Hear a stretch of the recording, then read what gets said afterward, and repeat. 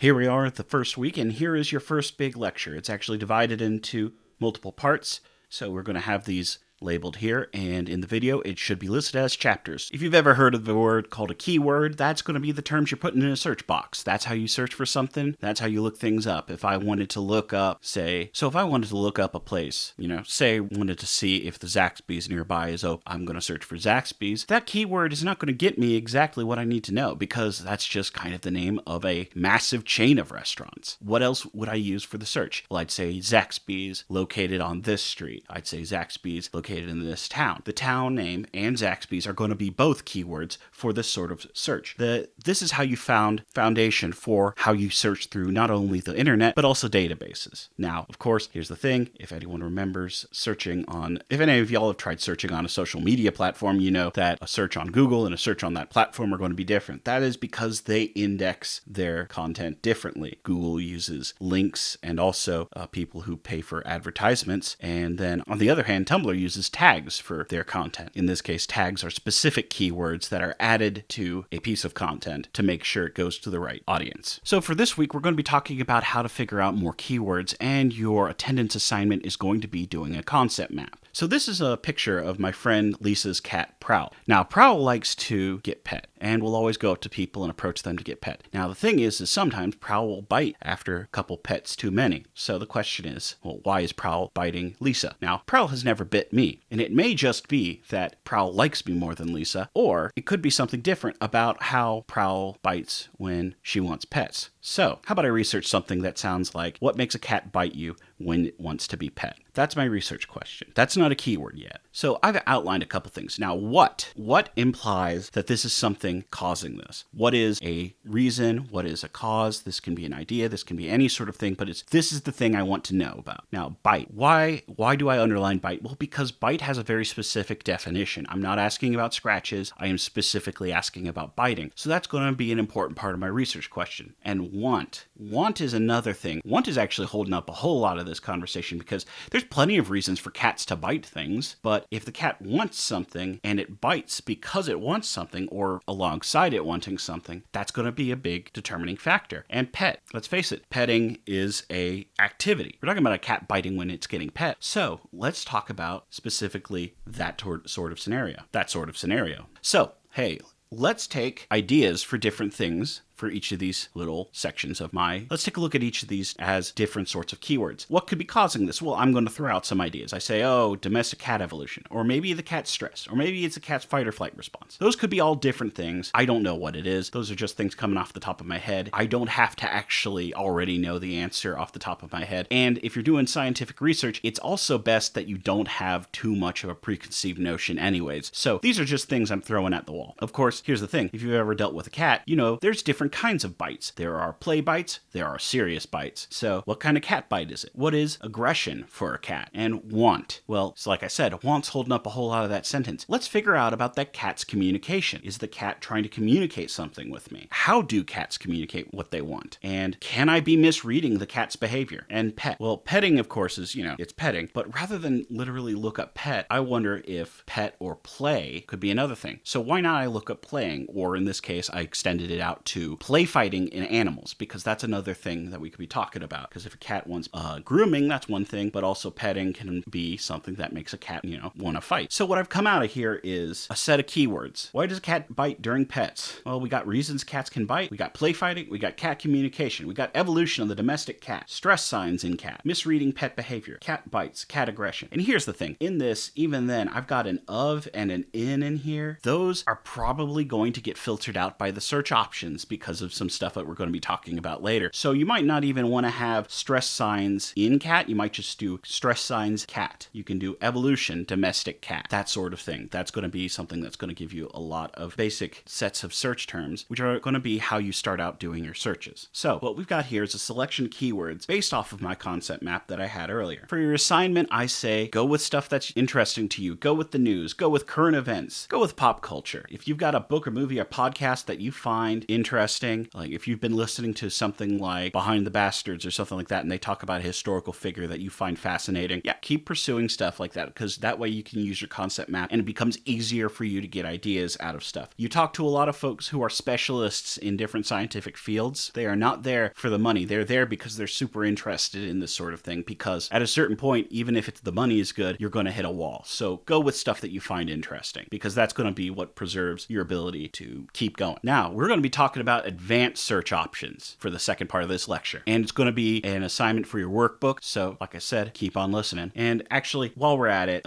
just a reminder, this is going to be a recorded video. Do not feel the need to watch this all in one sitting. Let yourself take the time you need to do this. You can always come back to it. If you're searching and you keep finding too many results, you're going to want to keep adding stuff to this. You're going to want to keep adding more keywords. You want to keep narrowing stuff down, because having a lot of results at the beginning is going to be good, but a lot of results that aren't useful, that's going to get complicated and difficult very quickly. Also, don't forget that you have other options than just Google for searching stuff online. If you're trying to find a picture or something like that, there's always the TinEye reverse image search. There's Google Scholar. There's all sorts of stuff like that. So what is a search operator? Well, earlier I mentioned how in and of we're probably not good for keyword searches. This is why a lot of the smaller stuff in phrasing gets used actually as a search operator. If I have an and in my search, what it's going to think is that my search is looking for something that includes both of the keywords that are on either side of that and. If I type in Steve Jobs and Bill Gates, it's going to search for Jobs and Gates. If I say Steve Jobs or Bill Gates, it'll look for Steve Jobs or Bill Gates, and that's going to give me a lot of results. Now, here's the thing about that though. If I wanted to actually search for Steve Jobs and Bill Gates, and not just Jobs and Bill, I have to put quotes around the name. That's going to make it so when I do the and or the or, the whole phrase is what they're searching for. If I search for Bill Gates without quotes, it is entirely possible I might find out how much a bill for putting up a gate costs, after all. There are going to be there are a whole lot of different advanced search operators, but the ones I'm talking about here are called Boolean operators. You can also search inside of titles, you can search inside of text, but for Boolean operators, you are specifically saying how much of this search you want to include something. And requires both of those to be present, both peanut butter and jelly. If you have peanut butter or jelly, all search results that have peanut butter will show up. All search results with jelly will show up. And if you do not, then it will exclude search results that have the second part of that Boolean operator. For instance, if you're doing peanut butter and not jelly, that means anything that includes peanut butter and jelly is being factored out. If I wanted to look up Steve Jobs and Bill Gates, I'm going to be getting results that include both of them there. If I want to look up Steve Jobs without his relationship to Bill Gates being part of the discussion, then I'm going to have and not, so that way I have Steve Jobs on there. Boolean operators can get really fun. Think of them like using Venn diagrams. One of my favorite ways to illustrate Boolean operators is this diagram. It's actually the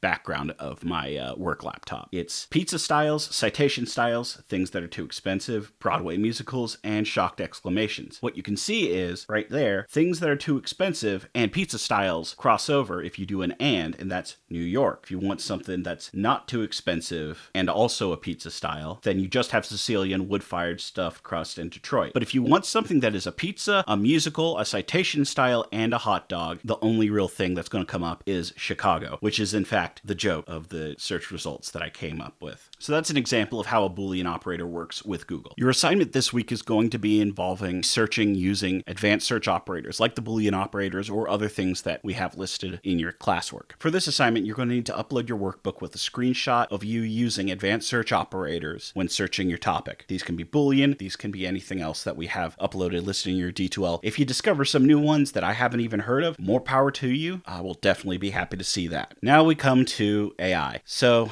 there's a lot of stuff, and the thing about any sort of new and advancing technology, it's going to be changing. By the time I'm done with this lecture, this info is probably already going to be out of date, so feel free to roll with the punches and let me know if something I'm talking about changes. Here's what I'm talking about when I say AI. We're talking about what's called virtual intelligence. It's something in a computer model that is designed to simulate intelligence, simulate someone thinking. This is not like the advanced sort of AI they use for identifying weeds in large crop fields, and it's not about doing the AI-powered cancer answer searches. This is specifically, we're talking about language models and their intersection with research. Stuff like ChatGPT will just take input and then outputs what other people have answered, outputs what looks like other people's answers to this question. As a side note, a lot of these things use tech to scrape from other websites, and so if they're scraping without getting permission, you have no idea if the stuff you're getting is actually just reproducing copyrighted work. So be very careful about that sort of thing. So here's the thing about ChatGPT. It's a large language model. It responds with what it thinks you want. It does not actually give you any answers. I'm going to give an example right here, but every time I ask it for some citations, or I say, hey, what is this? Can you tell me some sources about cat bites?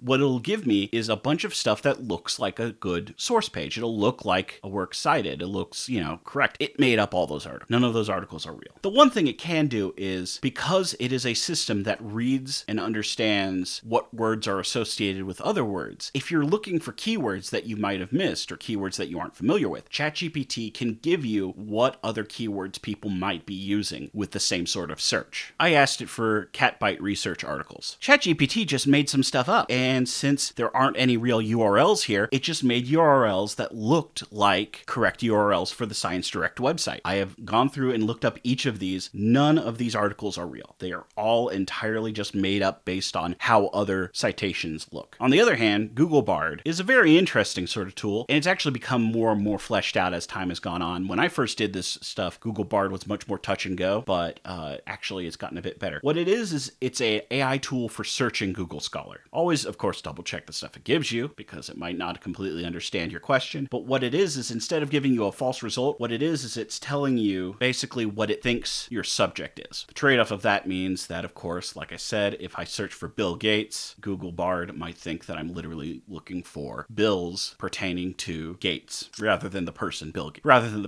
Gates. That said, if you're trying to find an article that is unavailable places, you can always try looking it up on Google Bard and seeing if you can find it using that search engine. It's a good search result tool for finding out, and also if someone else was searching for the same sort of thing, what else they looked up. So rather than give you words that it thinks you want, like ChatGPT, what this is going to give you is search results that it thinks you want. Here's an example for Google Bard. And the citations it's giving me are in fact actually just real citations, but they're from other people's search results. So it's a bit of a different thing. If you had to choose between the two, do not use ChatGPT to try to find articles. It will burn you every time. Thank you for listening.